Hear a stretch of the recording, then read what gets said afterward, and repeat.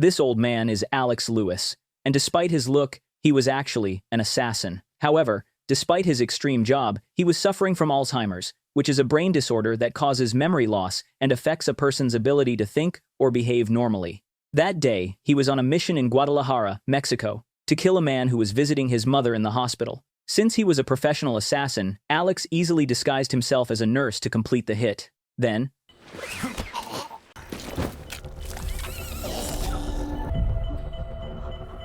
once he returned to his car, he reported to his employer that the mission was finished before destroying his phone's battery and SIM card so his location could not be traced. However, he became utterly worried about his condition when he realized that he had forgotten where he put his car keys.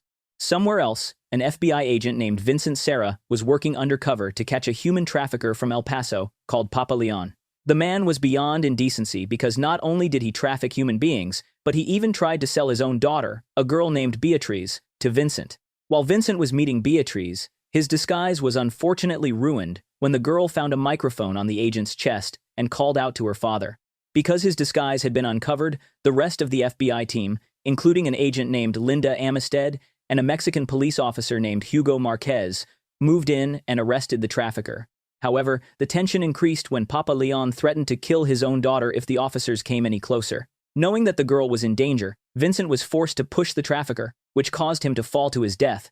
But his heroic action was not appreciated by his superior, Gerald Nussbaum, who instead reprimanded him because the office wanted them to catch the criminal alive to find out who was organizing the child trafficking in the area. On the other hand, since Beatriz did not have any personal documents, she was taken by the FBI. Meanwhile, Alex met with his associate, Mauricio, who gave him a new assignment to kill 2 people in El Paso for a powerful businesswoman named Ivana Seelman. For further information regarding the job, Alex then met with a man named William, who worked for the businesswoman, and provided him with the weapons needed to carry out his assignment. Then, to remain undetected, Alex used the fake name David Marshall to check into a hotel and begin his preparations. On the other hand, Vincent visited Beatriz at the El Paso Central Processing Facility, where immigrant children without official documents were held after crossing the border. Upon seeing that the facility looked more like a prison, he quickly planned to transfer the girl to a much safer child protection center. On the other hand, although he did not force her to testify against her father's trafficking ring, Beatriz was still mad at him because he was the one who killed her father, not knowing that her father had dragged her into a hell of a life due to the way she was raised, believing her father was only trying to help her escape poverty through her work. Once night fell, Alex's mission began as he entered the home of his first target, Ellis, and forced him to open a safe containing some flash drives. Fortunately, he successfully took the items and managed to leave without being seen by the man's daughter, who happened to be at home as well. Then, when he returned to his car and checked the details for his next hit, he found out that the second target was the young girl, Beatriz. The next day, Ellis's wife, Wendy, spoke with Gerald, Vincent, Linda, and a detective named Danny about what happened to her husband last night. She explained that her husband was recently applying for building permits before he was killed, and she had no idea if he was killed by a business rival or someone else who was against his job. On the other hand, Alex went to visit his brother at a nursing home to see how he was doing. It was clear that his brother's Alzheimer's was very advanced, which made him even more concerned about his own fading memory. Meanwhile, at the FBI office, Gerald explained that the investigation into the child trafficking ring must stop because their central headquarters had ordered the case closed since the main suspect, Papa Leon, was dead. And instead of pursuing the trafficking case, he told Vincent to put all of his focus on finding the person responsible for the death of Ellis. After leaving the office, Vincent took Beatriz to a shelter where immigrant children were housed. At the same time, Alex continued to stalk them so he could finish his mission. Not long after, once they arrived at the facility, Beatriz saw some colored pencils and paper in the room and immediately drew a picture to give to the agent. At that time, she seemed to be much calmer, so Vincent said goodbye and promised that he would come back to meet her there again soon. Later that night, Alex finally entered the facility secretly to carry on his mission, but he was very surprised to see that his target was just a child, so he immediately gave up his intention to kill her and decided to leave the room. On the other hand, as he was leaving, a terrified Beatriz cried out that she had not leaked any information about her father's business to the police. The next day, Alex asked William to meet him at a gas station restroom, and as soon as they were alone, he attacked William and said that he would never kill a child, no matter what the reason was. He also refused to hand over the flash drives he had stolen from Ellis's safe, unless the mission to kill Beatriz was cancelled.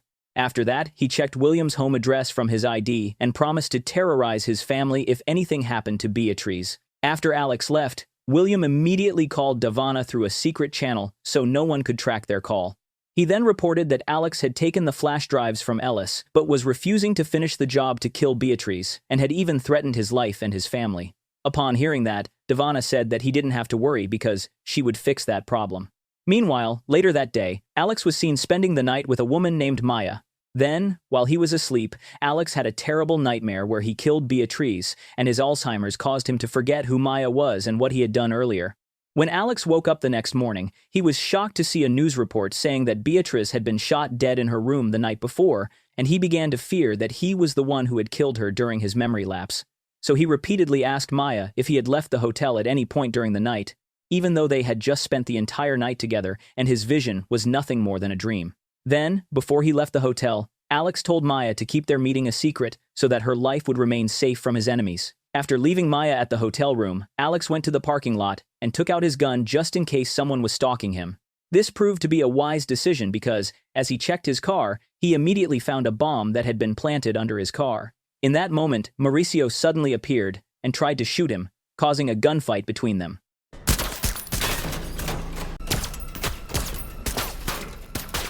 However, the situation got worse when Maya suddenly showed up to give Alex his Alzheimer's medicine that he forgot. Unfortunately, she was shot and killed by Mauricio.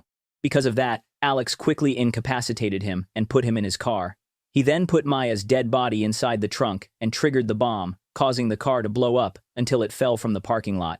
Not long after Alex left, the police finally arrived to investigate the crime scene. Then, they found the two bodies inside the exploded car, but they couldn't identify them.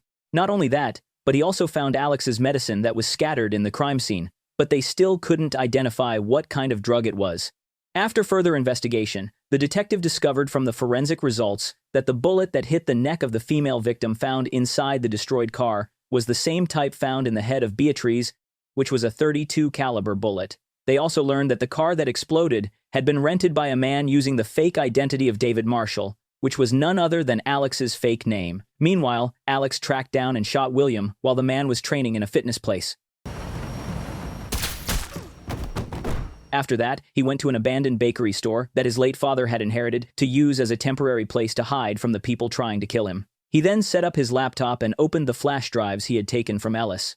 Inside, he found a recording of Ellis arguing with Davana over the phone.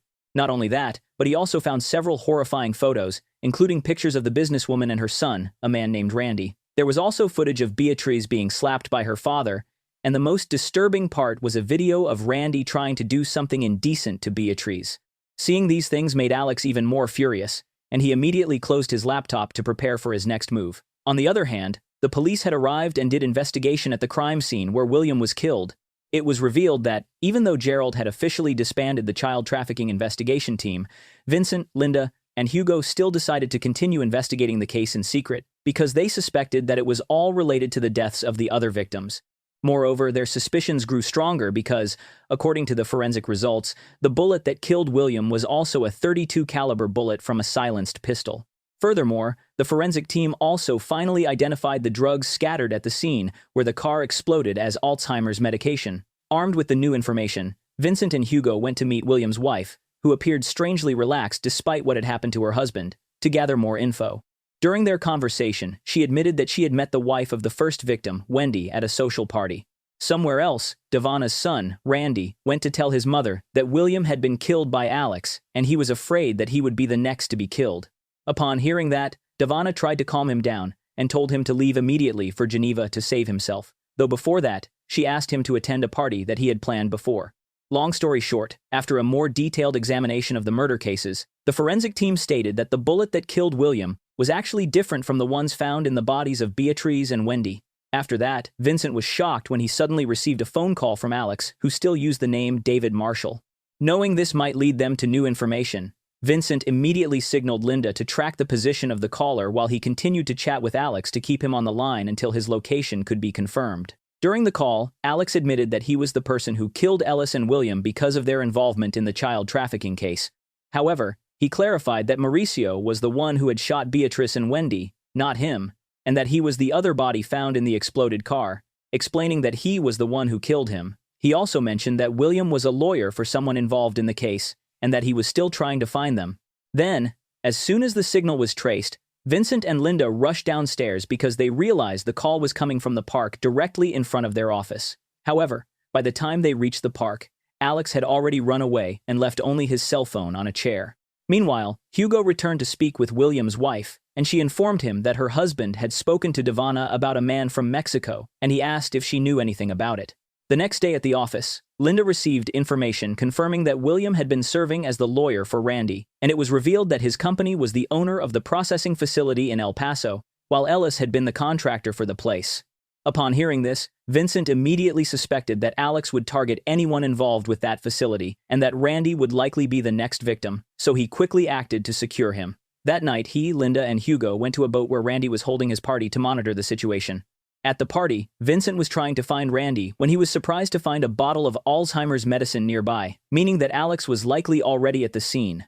Knowing Randy was in danger, he quickly searched for him, but unfortunately, he arrived too late to save him because Alex had already shot him dead and was attempting to make his escape. As Vincent tried to pursue Alex, he was quickly cornered and threatened by the assassin, who then introduced his real name as Alex and explained that he had been forced to cancel his original mission to kill Beatriz because she was a kid. He also said that he was trying to hunt down everyone involved with the case because he had learned how depraved the mastermind was. Alex explained that he had watched a video of Beatriz being sexually harassed by Randy, so he wanted to take revenge for her because she had been a victim of exploitation before she was murdered. He realized that Devana, Randy's mother, had likely hired him to kill Ellis and Beatriz because they knew about Randy's scandal video. He also revealed that his associate, Mauricio, had been assigned by Devana herself to kill him as a punishment for refusing to kill Beatriz.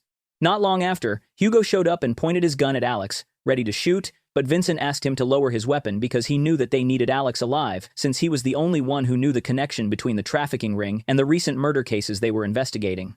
However, even though Vincent had told him not to shoot, Hugo still fired his gun as Alex tried to leave, hitting him in the stomach. When Alex finally arrived back at his hideout, he was forced to treat his own gunshot wound by burning it because he did not have the proper medical tools to remove the bullet. Meanwhile, Vincent reported to Gerald about the death of Randy and his meeting with Alex, who was seeking revenge for Beatriz. They then checked their database and soon found out some information about him. There, it was revealed that he had been involved in crimes like vandalism and car theft as a teenager.